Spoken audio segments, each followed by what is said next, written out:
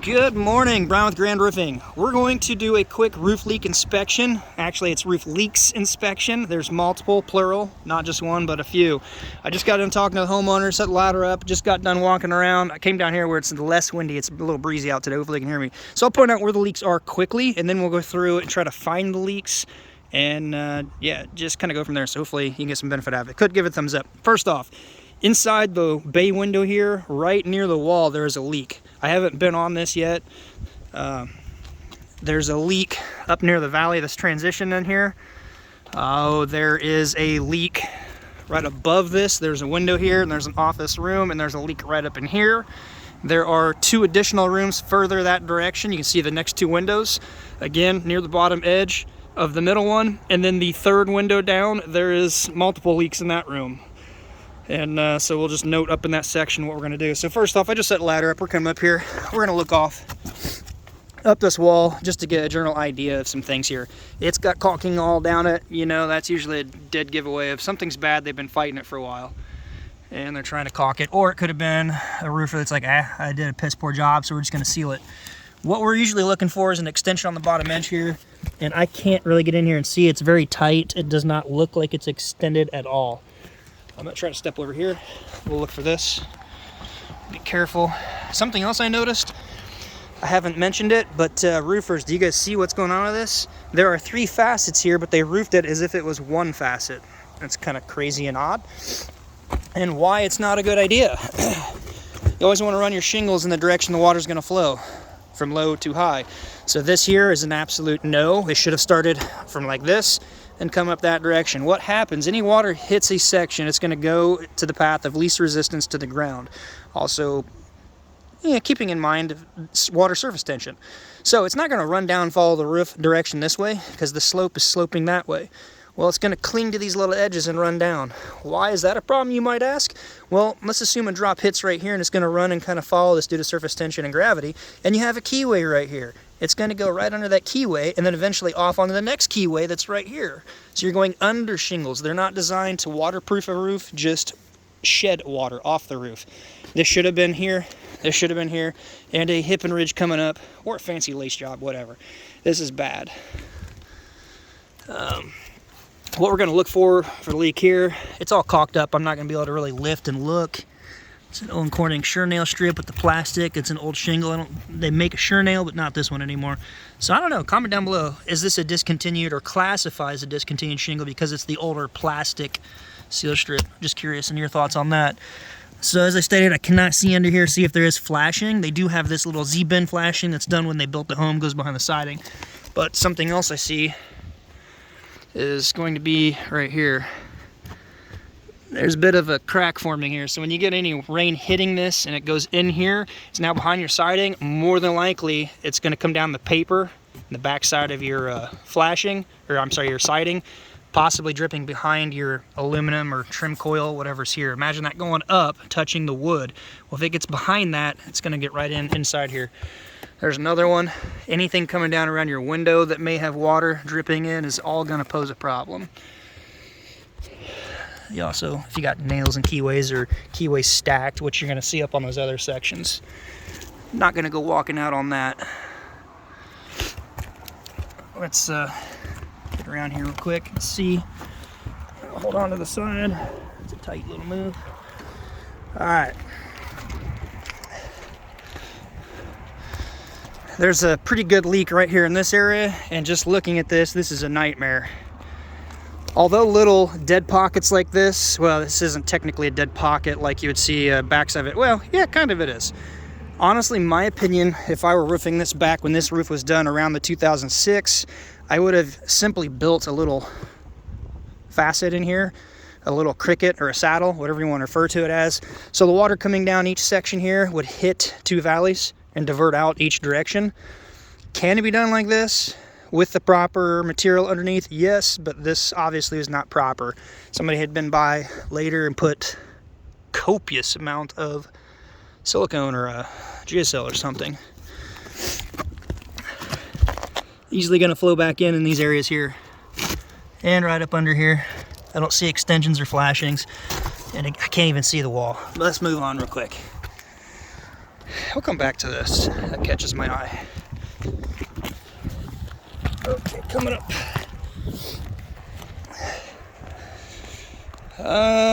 Bottom edge.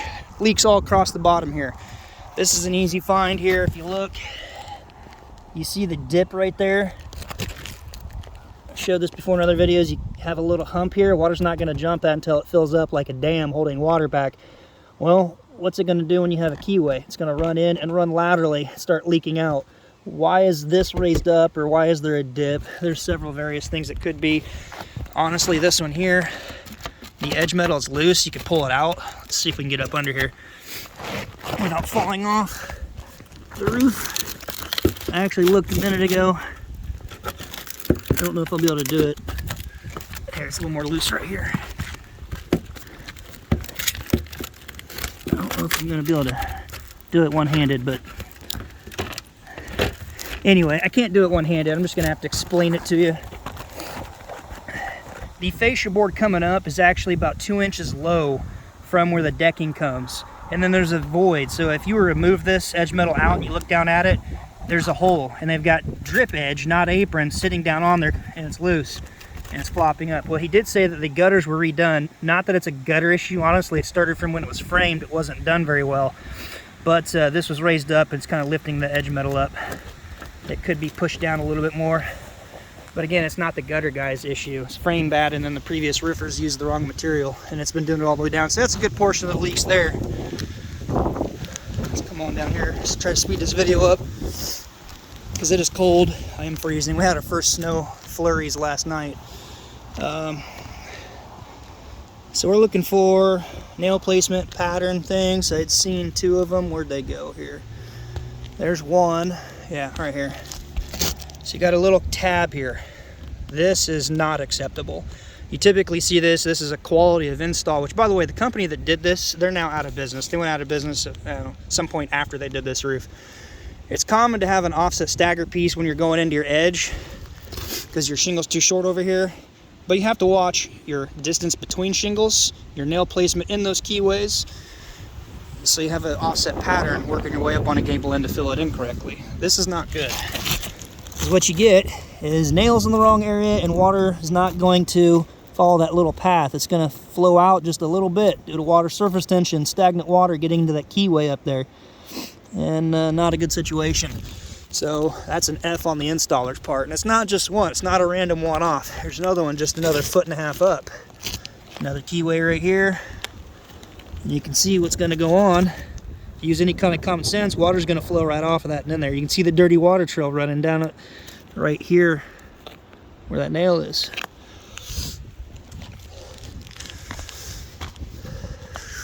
Let's see. You know, when you got caulking like this, what are they trying to find and stop here? It's still stuck down. I'm going to see if I can see. I'm not going to be able to see up under that one. That's a bit close, but not as bad as the other ones. That's not good. I don't see any flashing. It's not wrapped around the corner. You can just see right down. Try to block it now. Can't see, but there's no flash in there. Water's going to trickle in. I guess luckily, looking over the edge, there's a bit of an overhang, so maybe you may not notice it coming inside the house, but not good. Flashing's pretty old, thin mill finish, not very thick. Not the best job. Dinged up a little bit. Alright, I'm hoping to get out here real quick because I'm getting cold. I did notice a few little areas of some hail damage, not much. Honestly, it's just a really bad install. You can see a couple, probably what I'm assuming was, yep, nail pops at some point right there. Somebody tried to spot these. Maybe not so much a nail pop, like the nails worked free popping it, but I guess it was an underdriven nail, it's my guess. And the shingles get hot and soft and break down over it. We're not going to walk much more of this because it's a 10-12. I don't have my cougar paws on, and it's windy. But I do want to wrap up with this right here. See a little cracking shingle up here, a little thermal cracking. It's not the first one, there were several others I noticed. There's another one right here.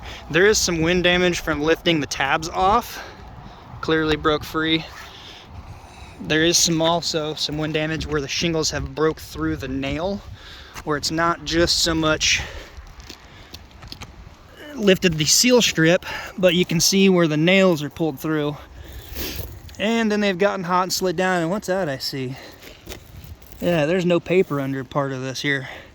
It's up there. Wow. There's a section of no paper. What they got going on here? It's like they dried in the section I'm standing on and said, ah, we can't walk out, we're not doing it. In my opinion, this is, well, yes, I cannot deny the fact there is wind damage, because it legitimately did pull it through the nails. I don't see mat transfer, but it did break the shingle through the nails. So, from what I've been told, yes, that is wind damage, but it's partially to blame because of the bad install.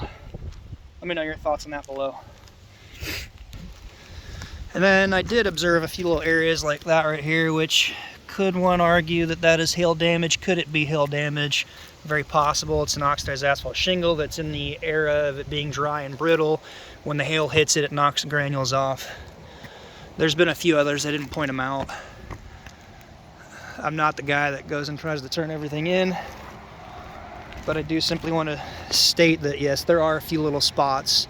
You're not going to have so much mechanical damage like that on sections like this because people don't get on a steep roof just to run around and play. That's awfully wide and scattered and big, but hail is subjective. One could argue it is, one could argue it isn't. Wind damage, not so subjective. Quality of craftsmanship, that's pretty bad. I got more to get to. Give it a thumbs up. Let me know your thoughts down below. By the way, just a quick 20K subscriber giveaway update. It's coming here very soon. Last I knew, we're at 19,360, I think, subscribers. So look out soon for it. Be a subscriber, ring the bell notification so you're notified. And you're going to have to watch the videos because I'm not going to put it in the actual title or description because I don't want to get hit by bots. Thumbs up. Till next time, be safe, and we'll see you on the next video.